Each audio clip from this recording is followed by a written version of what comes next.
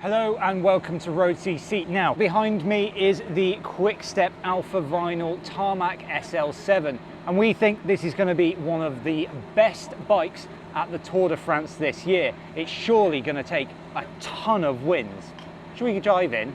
Well, as I said, this is the S-Works Tarmac SL7 of Quick-Step Alpha Vinyl, and in the past few years, they've done incredibly well at the Tour de France, taking the yellow jersey, multiple stage wins, and this is the one bike that they've done it on. Specialized famously killed off the Venge, the aero bike that they developed for so many years, and they made the Tarmac bike, which was the climbing bike, into, well, the aero bike, which was odd, but hey, this is the one bike that they've got, so it does all the stages from the highest mountains to the fastest sprints. The frame set has been aero optimized with a hidden front end, aero tube shapes, and well, it's probably helped out by these new Roval wheels. Speaking of which, these are the latest Roval Rapid CLX hoops. These are the second generation version and they have actually become tubeless now. While Roval supplies the team with wheels, some of the riders choose to go with a Pro Vibe bar. This one here is a traditional round shape. While the Roval option might offer a small aero gain, these ones, well, they might just be more comfortable for the riders. With those tubeless rims comes a tubeless tyre, and this is a new tyre from Specialized. We don't actually know anything about it other than we've seen it at Roubaix. We've seen it on all the Specialized bikes that we've been to here at the Dauphiné, and well, they're surely going to be along very, very soon.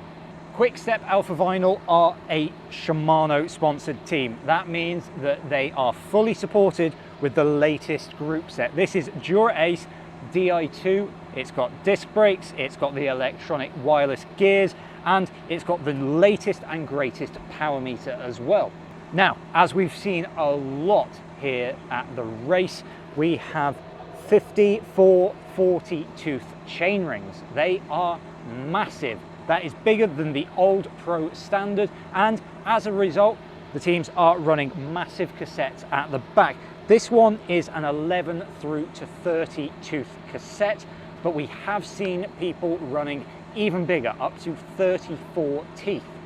Speaking of which, we've got a ton of Tour de France tech, so make sure you check that out in our playlist. This bike here, well, it belongs to Dries Devenens, the Belgian strongman, and he has a very long and low position.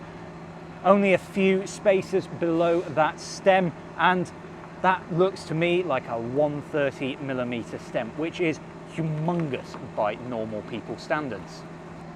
Underneath that stem, the cables are hidden away by Specialized's own integration system. It means that these cables are just tucked underneath the stem, so they're kind of partially accessible. But like we've seen with a lot of road race bikes, the cables are hidden inside the head tube. It creates a very clean aesthetic for one, which personally is the reason that I like it, but also it does mean that the cables are hidden away from the wind, might save a few watts. Down at the disc brakes, we have the latest Shimano Dura Ace model. They have the extra pad clearance, and Dries is running a 160mm front rotor and a 140 rear, which seems to be the pro's choice. Down here, tucked away, is a K-edge chain catcher, and then as we move up the bike, he finishes it off with a Roman mirror saddle. Ensuring that Dries can see his data, there is a K-edge out front mount as well, which has a nice little jazzy design. What do you think of this bike? I really like it. Well, mostly because I also have an SL7 and I quite like it, funnily enough. Let us know what you think down in the comments below. Remember, we've got a ton more Tour de France content coming up, so keep your eyes peeled for that. Like and subscribe before you go, and we will see you in the next one.